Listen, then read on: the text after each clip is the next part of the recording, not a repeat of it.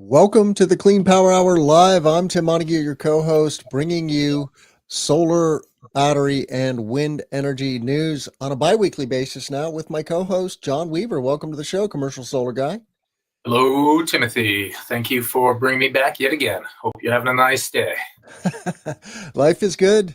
Spring is sprung here in Central Illinois. It's very blustery but warm, and I am just happy it's warm. All good starts. I'm wearing short sleeves rolled up with no jacket, no hat, no nothing. Yeah. I got to wear my hat because it's sunny again and, that type of thing. So I'm enjoying it. It's the start. It's the start of the season. Well, let's jump right into it. You got a story on Blue Sky. A wholesale repeal or the termination of certain individual credits would create uncertainty, jeopardizing capital allocation, long-term project planning, and job creation in the energy sector. What a concept. Wow. Yeah, repealing the IRA is really not a good thing for the U.S. economy. But what do the senators have to say? So there were 4 senators and 21 representatives, and this is, slightly aged news. A couple weeks, month for the representatives, maybe 2 months, and but essentially, 21 House of Representatives, Republicans, came out and said they didn't want to repeal the IRA, and then 4 senators came out and said the same. I believe, based on those numbers, if those people were to hold hard and say, no, we don't want to do that, that would be enough to protect the IRA as a whole. As well, SEIA, the Solar Energy Manufacturers Association, I think I always mix up the last letter or two. Yeah, Industries Association, technically, but yeah, it's our industry association. So SEIA sent out an email which kind of suggested that it looked like we might be okay, and we need to reach out to our senators and say thank you. In fact, apparently the reconciliation bills, which is where it was thought the IRA might get attacked, I think, based on my reading, these reconciliation bills have been completed, or at least started to be moved within the Senate and within the House, and a high-level version has been approved. I don't know the dynamics. I'm not a politician yet, but it feels like, at least, it feels like we're definitely not going to see a wholesale just canceling of it. We still might see some refinement. It might be shortened. We might see it slow down faster. There might be a few other things. But again, it doesn't feel right now we're going to see a major repeal, and it doesn't feel like we're going to see the whole thing get hacked up. There's a senator from Nevada who was interviewed recently saying he said it's a red line for him to see the lithium production credits and the EV incentives from going away. Yeah. And this guy in this article from Nevada, he was talking about how finding gold back in the day, all the money ended up going across, he called the hill, which I think means the Rocky Mountains, or some mountain range between Nevada and San Francisco. And it's not the Rockies, it's maybe the Sierra Nevadas. But and he said, I don't want to see that happen again. I want to see the lithium wealth stay here. We have the resources, we have this, we have that. So in my opinion, the biggest thing I've seen come out over the last week was that letter from SEIA saying, hey, reach out to your people. We're in the home run, or we're in the final run of it. We feel, I don't know. It wasn't a super rah email, but it was one that had I would say a positive-ish feeling in it. So that's a good emotion. Yeah, I ran into Costa Nicolau at Intersolar in February in San Diego, and Costa is a longtime SIA board member. He's also the CEO of PanelClaw, the number one flat roof racking company in the United States. If you don't know about PanelClaw, many installers, John, coming from resi and light commercial into flat roof, large commercial, just don't know about some of these companies. But PanelClaw is a major, major manufacturer. Anyway, Costa's been on the show 3 times, something like that. And we did a quick interview about this phenomenon. And to some extent, it's Clash of the Titans now, because on the one side, we have oil and gas trying to keep a lid on renewables because they see the writing on the wall that solar and wind are eating their lunch. Yep.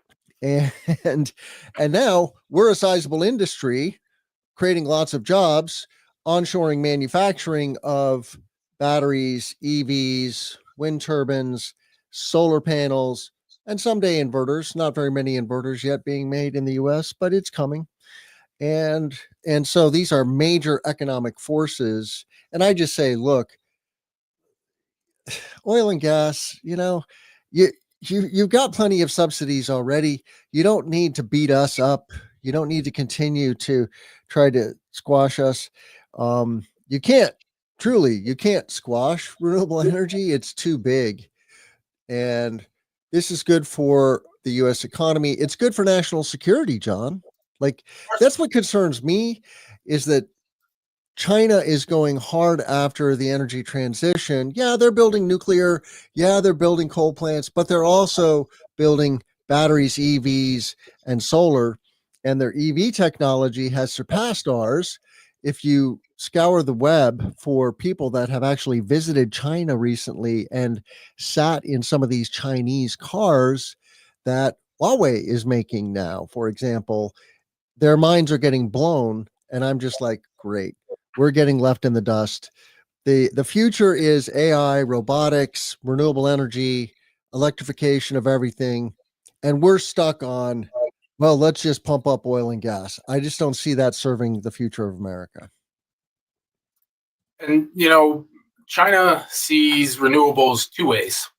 One way, and they've explicitly said it, is as literally an economic tool, like not just a tool for the purpose of building it, but as it's so big now that for them, it's like the Federal Reserve lowering interest rates or the Green New Deal. It's a program whose purpose is to pump the economy. So it's beyond just energy security, which is really interesting. That's what the IRA was as well. It was more than just a tool for energy. It's also a tool for jobs. It's a tool for pushing things and a political tool. So renewables are going beyond just energy, beyond cleaning energy. And then, of course, China sees it, I'm certain, from a second perspective, a nation-state geopolitical one.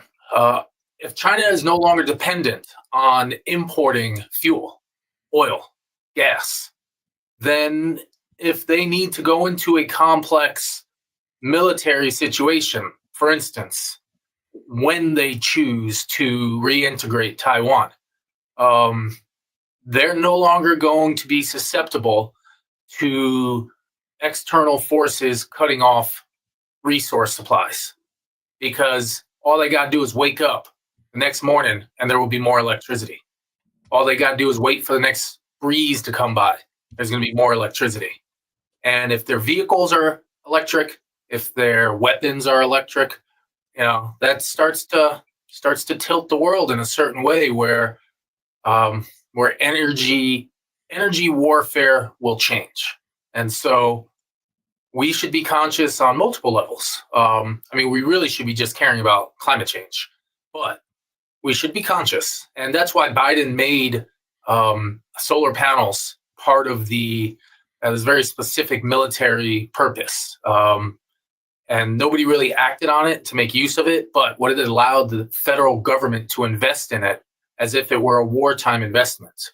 And that was specifically solar panel module factories. And now Trump has removed that designation, but it does tell you that some people are looking at it and thinking about it that way, very much so.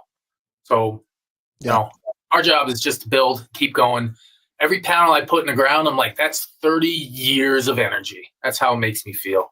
And, and even if the world goes Mad Max, it'd be really great to know that there are billions of solar panels distributed that can be repurposed. And I know that sounds a little, chaotic, but we're not necessarily a smart species always. So one day, maybe that's one day. Maybe. I mean, if you truly are a prepper, preparing for the end of days, whatever that means, you're into solar and batteries. Like, that doesn't need a external fuel source, right? It's got a fuel source from the sky. And if that fuel source is gone, then we have bigger problems. So let's talk about Oxford PV. That name will not be new to our listeners, but they've been kind of quiet for the last couple of years. So I'm glad to see that they're back in the news. And they have struck a deal with Trina. I'll get this on screen, but why don't you tell us what the story is? This is in PV Tech. Oxford PV, Trina Solar enter perovskite silicon tandem patent licensing agreement. So, Oxford PV, which is an Oxford, UK based company, has been talking about perovskites for a lot of years. I've interviewed them at least in 2020, and they said they were going to deploy modules that year. They didn't. But it seems like they deployed a small volume into Texas. I don't know if that's actually occurred.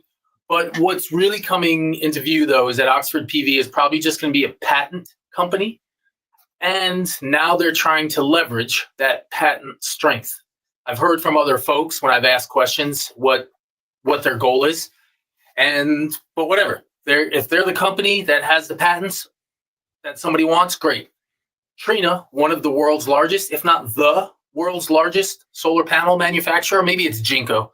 I always mix up Jinko, Trina, Longi. They're all on the top. But Trina has signed what seems like an agreement of some sorts for perovskites in China specifically. And Trina also put out an 808 watt module recently that was perovskites. It's the first time I've seen a full large module tested and approved by one of the testing agencies. I believe it was TUV in Germany, in Europe. And so I'm starting to get a little more, a little happier. I saw some respectable organizations saying large scale perovskite module manufacturing should come in 27. That's the closest I've seen somebody say it. Prior, it's always been 5 years. So it seems like stuff is coming more and more every day. There's manufacturing lines being built across China for perovskite silicon tandem modules.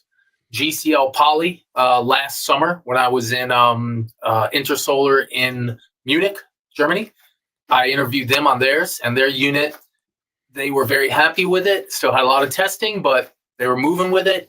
And just like yesterday or last 3 days, Longi put out a new press release saying their silicon or perovskite silicon tandem cell hit 34.8 something percent.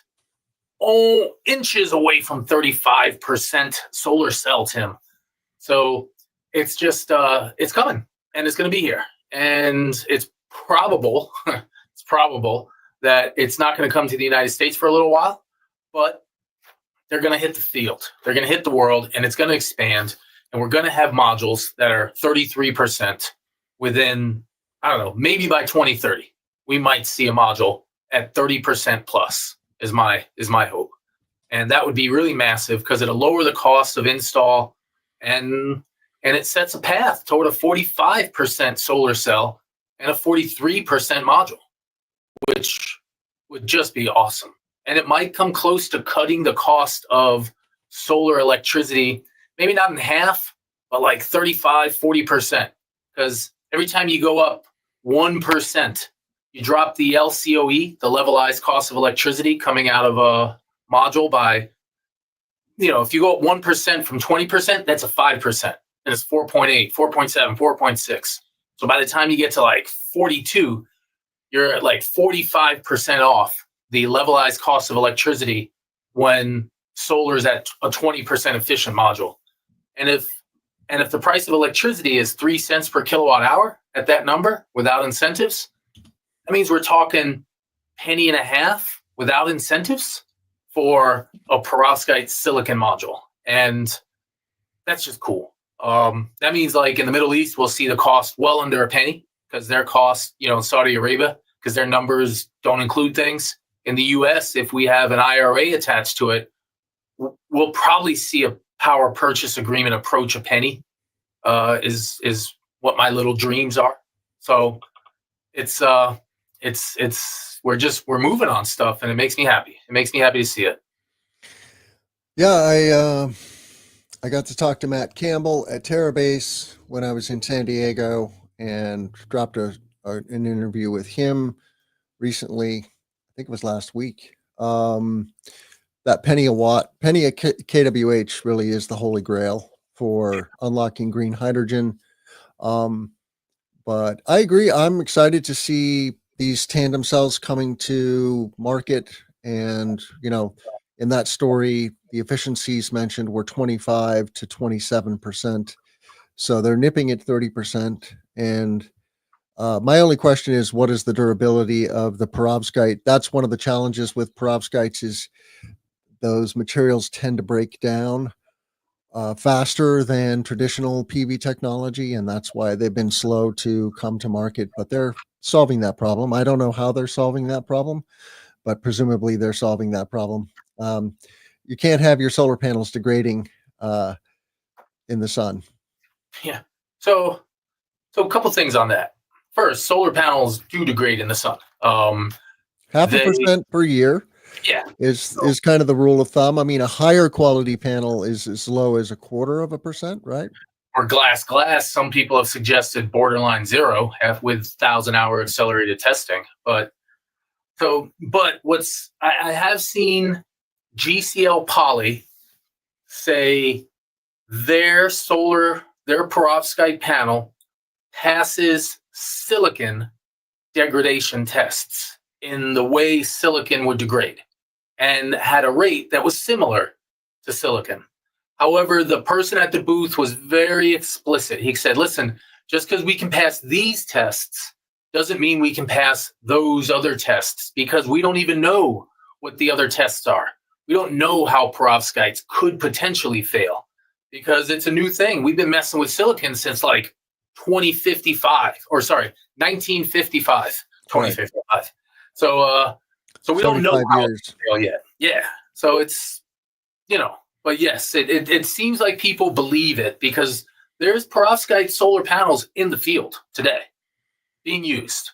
And, 1 megawatt here, 1 megawatt there, probably less than 100 megawatts total, but they're out there and they're being tested and they're being looked at. And I feel hopeful. I am always hopeful because I love the new tech, but I feel good about it. So let's go perovskites. Let's talk about solar supplied over 10% of global electricity consumption in 2024. Story in PV Magazine by Ryan Kennedy.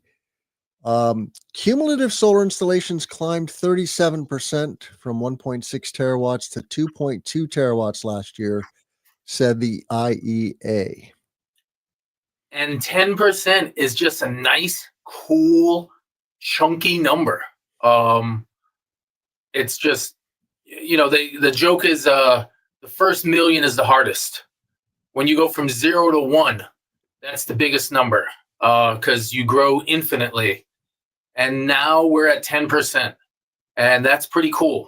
And we're still in a time where we're now growing by massive volumes of capacity. And I saw the 10% number. I was like, oh man, that's just cool. And I don't know. I'm happy to see it. It's really just a headline number. I don't have any in-depth discussion on this one. It's just like, hey, everybody, we're there. We hit this thing, and it's a beautiful number. And let's pat ourselves on the back a little. Let's be happy. And I don't know. It's just cool. It's cool to see it there. We're there. We're so close. I and we're moving. We're all working, man. We're all working hard, and it's nice to see it. So I just thought it was cool seeing a big pretty number, and there it is. Yeah. We got And big pretty. it's a good reminder that we here in the U.S., yeah, we've reached, as this article says, 8% of total electricity with solar in 2024. So we're average, right? We're at the global average now. But look at China, John. China's generating as much solar electricity as the rest of the world combined, almost. Fun fact: China produces 10 times more STEM graduates than the United States, and more graduates in STEM, science, technology, um, engineering, and mathematics, right? More graduates than the rest of the world combined. So we have to be careful about going to war with China. It might sound good in a soundbite. We're going to be tough on China, but we have to recognize that they are such a powerhouse now. This is not the China of the 80s. You know, we like to pick on China for being a copycat, but now China is truly a technology powerhouse and innovator of their own. And this graph demonstrates that, to be honest. Yeah. I saw a neat little chart actually. China and the US have a similar percentage of electricity from wind and solar. And it was almost the same chart. Like somebody laid over the two and it showed it going seasonally. Yeah. And they also had a similar curve. China uses about 2 or 3 times more electricity than us, and they have 2 or 3 more times of solar. But that was just a really neat curve to see. Yeah. And I was just surprised. I don't know, my brain wasn't going that way. It wasn't thinking, oh, China and the US have the same. But percentage-wise, it was almost the same 2 lines. One was green, one was blue. And they just kind of wiggled upwards to the right. And I was like, cool. And that's kind of nice because China and the US are the 2 largest users of electricity in the world.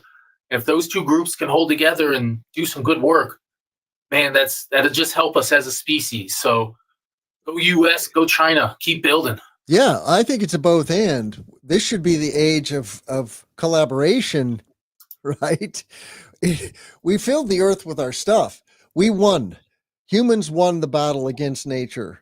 And if we continue to be tribal and pick on each other and create conflict with one another, that's just going to expose us to so many pitfalls, and it's going to hold us back from the next potential age of prosperity for our children's children.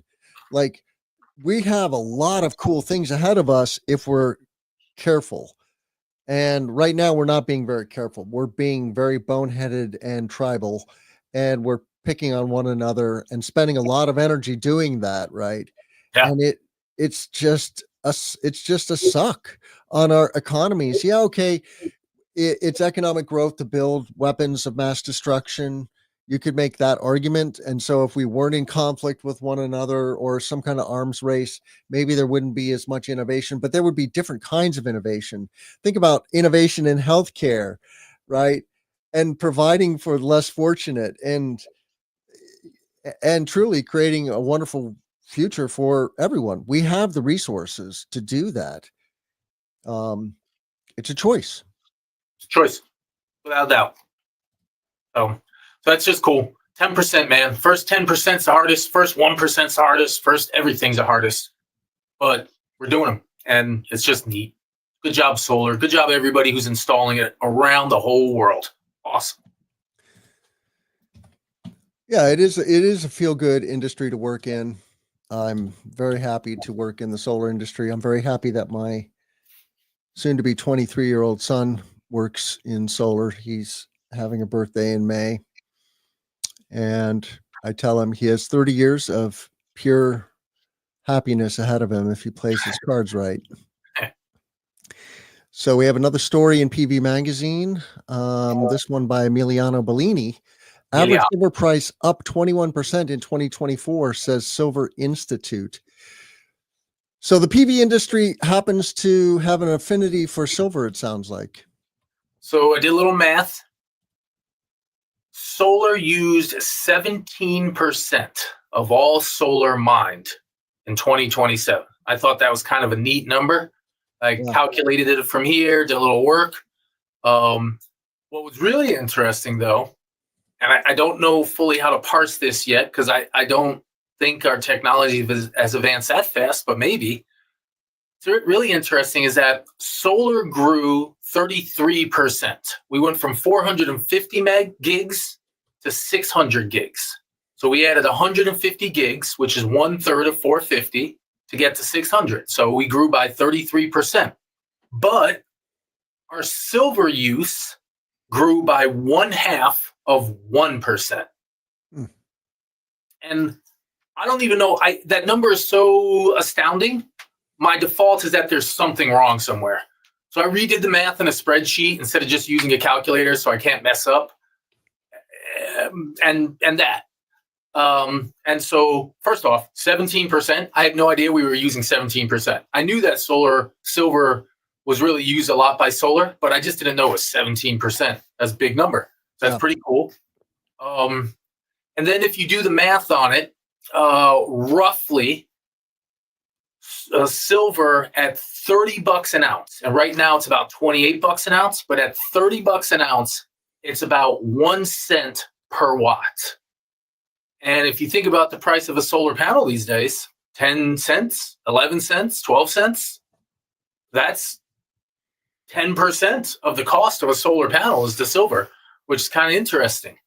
I happened to see also another article at the same, like this morning, Fraunhofer, the research institute in Germany, Solar Research Institute, they put out a press release saying that they got heterojunction solar cells in a model down to 2 milligrams of silver per watt.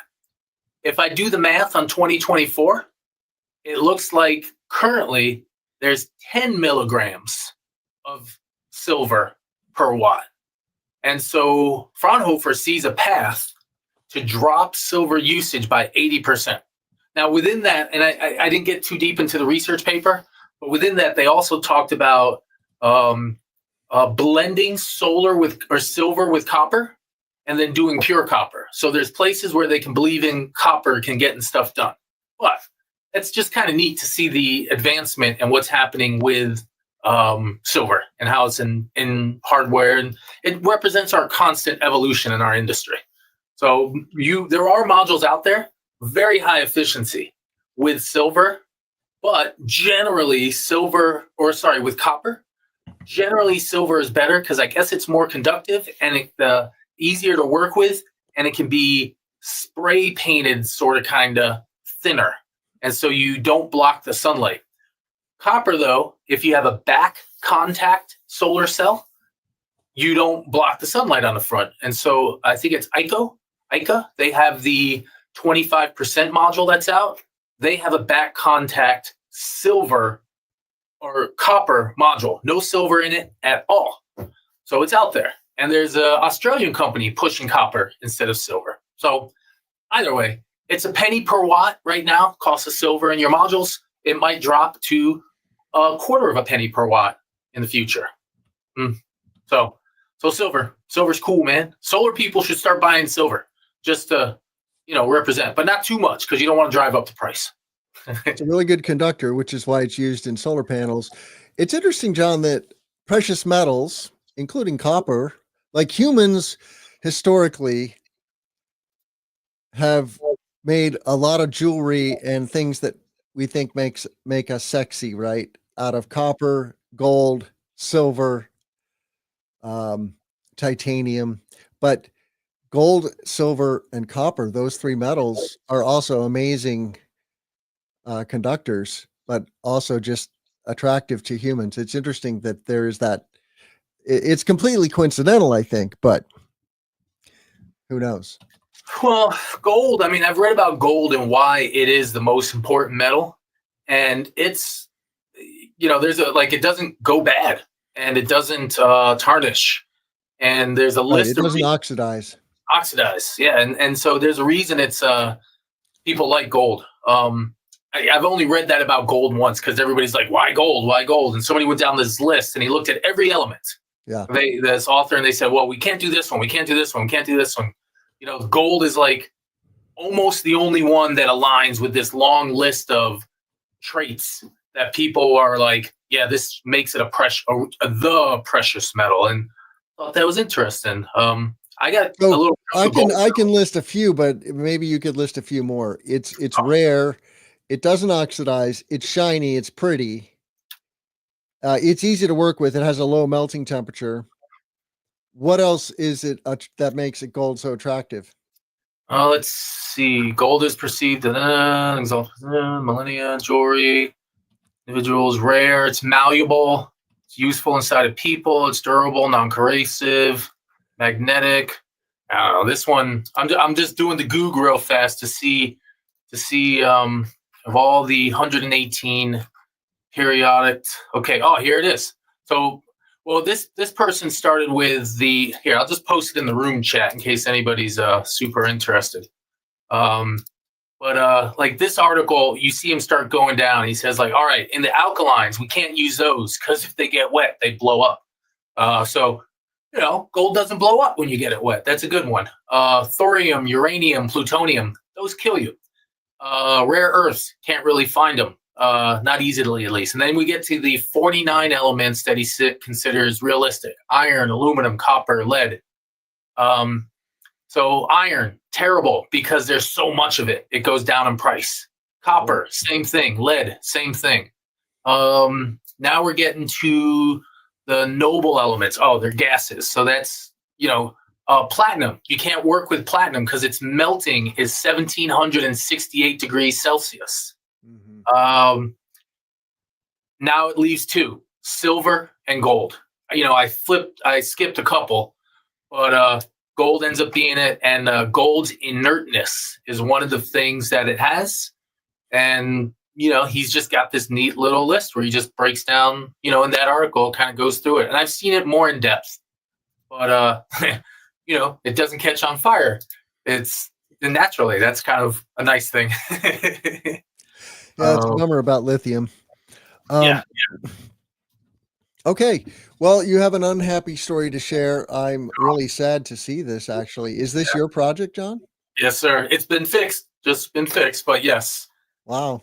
So yeah, just a couple of news cycles ago, we were showing photos of this project under construction. Yeah. And that was like a hole in the ground, and they were pouring the concrete, and now they're having to dig it up, apparently. Yeah. Well, this was only 4 of the foundations out of about 60, but 4 of them were delivered with the wrong bolt, and you can see the bolts kind of sticking out of the top of the concrete on that image. Yeah. But those bolts are 1 inch diameter, and they were supposed to be 1 1/4 inch diameter, and that means you can't go forward with that. So that, and we fixed it. It was we had a nice conversation between us and the manufacturer to decide who is going to be at fault. We decided to split it because they sent us the wrong product.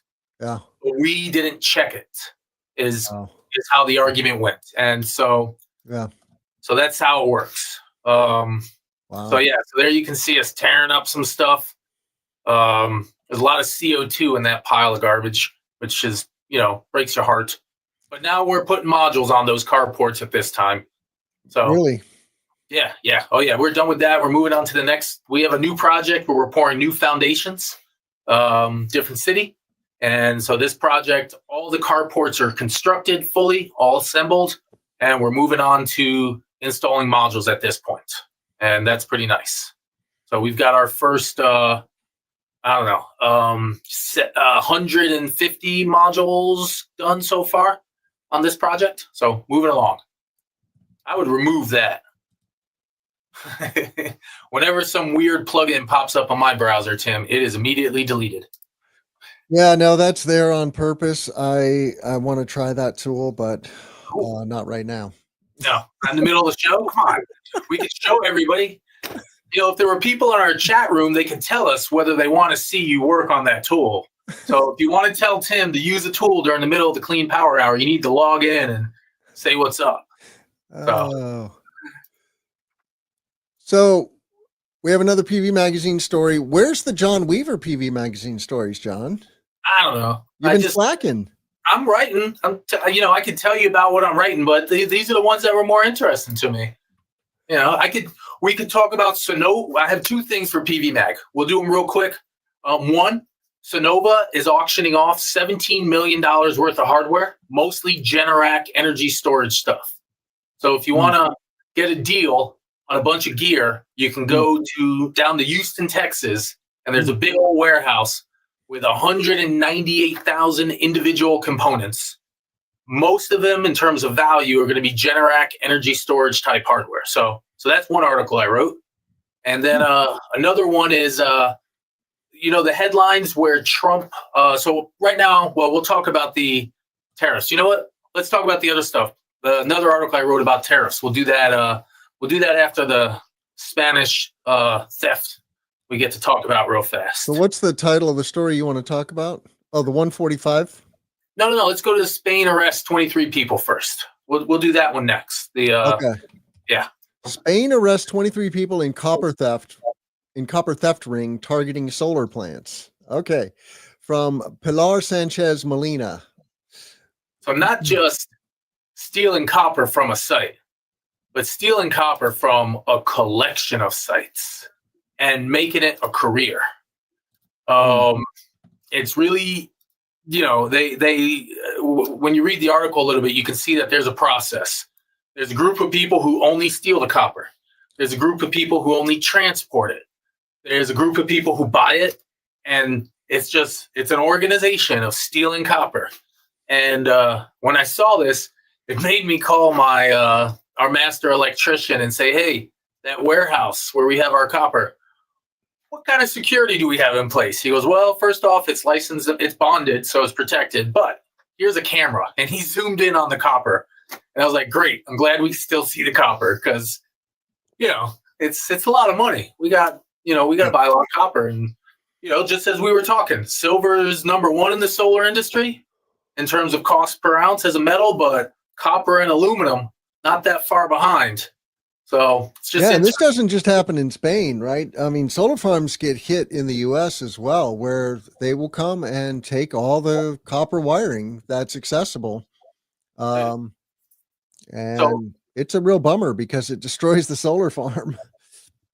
Hey, Chris Ledman's here. What's up? How you doing, Chris? Nice to see you in the room chat.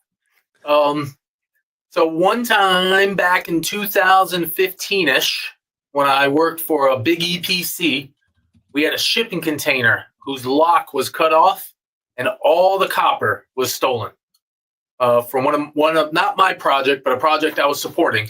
And so I've dealt with it. And then on a regular basis,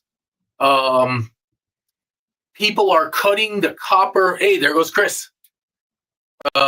People are cutting the charging cables off of EV chargers because it's a big fat chunk of copper. I one time ran the numbers though. It's like a $50 piece of metal. And if there's 10 EV chargers, are you really willing to go to jail over $500? I guess, yes, we know that. People steal packs of gum. But yeah, man, I would not want to put a piece of metal on an EV charger with 800 amps coming through it. If you're going to steal copper, steal it like on a roll that's on the ground. Don't cut an electronic piece of hardware. That's a great way to be turned into a Rice Krispie real fast. Well, yeah, I think they tend to hit these solar projects at night when that's less of a concern. Yes. I guess you have to hope that there's not batteries on site. Yeah. Oh, man. What? Are we going to do another story or what's the story? Well, let's do one piece of bad news and then we can do that. In Wyoming, a young man fell off a wind turbine while he was working. Wow. 19 or No 21-year-old. harness? Yeah, I don't know any details. He must not have been wearing a harness, or maybe it busted. I don't know. But it just made me, I don't know, just, first off, it's a human being who hurt himself. And who not hurt himself, who's no longer with us. So it sucks. And then it makes me think about my people that were climbing on roofs. I Mhm. mean, even a 10-foot single story roof is enough to change somebody's life or end somebody's life. So For sure. where I would end this one is just to say, hey, everybody, if you're working on a roof, if you're working on a site, if you're on a freaking wind turbine, be safe. Take an extra moment. I know you're getting pressure from cost installation people and your general contractor and your project manager. Tell them to go stick it. You gotta take care of yourself. It's just something. Yeah, we have the expression safety first for a reason. That is the most important thing. Let's be safe out there. I do want to encourage our listeners to check out Chris Lettman's interview on the Clean Power Hour. We had Chris on the show. That dropped, I believe, yesterday. And the topic is understanding domestic solar manufacturing. Chris is the director of sales for Imperial Star Solar. They have a solar factory in Houston, Texas that uses domestically made solar cells from Suniva. So you can get domestically content viable solar panels from Chris Lettman. You heard it here. John, when are we going to see you again? I don't know. At minimum, I'll be in Vegas at RE Plus. We're going to see you May 2nd, right here on the Clean Power Hour Live. Yes. In 2 weeks. We're doing this show every 2 weeks. Yes. We do it. We have been transmitting live on LinkedIn, YouTube, and Facebook. We may change that up. I need to talk to you off mic about that. But in terms of the platform we use, we may go to Zoom, but I want to talk to you about that. But anyway, check out all of our content at cleanpowerhour.com. That's the place, cleanpowerhour.com. You can also find us on YouTube, but there's a link to the YouTube on cleanpowerhour.com. Give us a rating and review. Follow us on YouTube. Reach out to me on LinkedIn.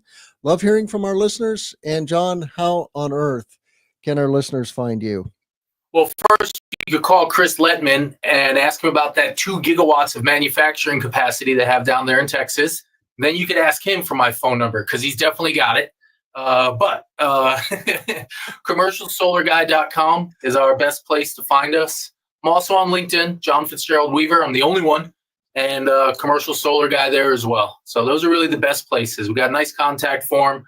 And we're located mostly in the Northeast, focused in New England, Massachusetts, Rhode Island. We love to build construction. We love to build solar projects. That's our favorite thing to do. So if you got a big roof, big field, got a house, we also own a residential company. It's called Whaling City Solar. And that's the best for us. Timothy, when can we go play pickleball with you? 24/7, but not until October. October. That's when the CUPC, as we call it, the CU Pickleball Club, is going to open here in Champaign, Illinois. But yeah, wherever I'm traveling to, like I'm going to Dallas next week. I'll be at RE Plus in Vegas, of course, in September. I'll be in Chicago, of course, at Midwest Solar Expo in June.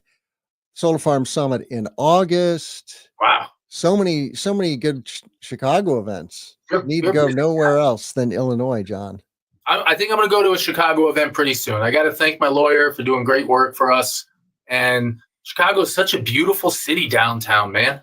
So I want to go for a walk again. I want to go in the water. Well, I don't know if I want to go in the water. It's probably cold, but it looks pretty. And all those buildings downtown, they're nice, man. It's gorgeous. Are you going to go to the Solar Farm Summit? I should go to something. Maybe the Solar Farm Summit would be it, because RE Plus is RE Plus, but I've never been to the Solar Farm Summit. So maybe that's what I should do. You say that's in August? That's in August, and I think that is downtown. Well, that'd be cool. So maybe you just invited me there, Tim. Right on. Maybe that's it. Now you got to buy me a beer. Oh, for sure. I'll buy you 5 beers. Great. be a bit much for me. I'm kind of a lightweight, but I'll take it. All right. Well, thanks everybody for listening, and have a great weekend. And we'll see you on May 2nd. See you in a couple I'm weeks. Montague. Let's grow solar and storage.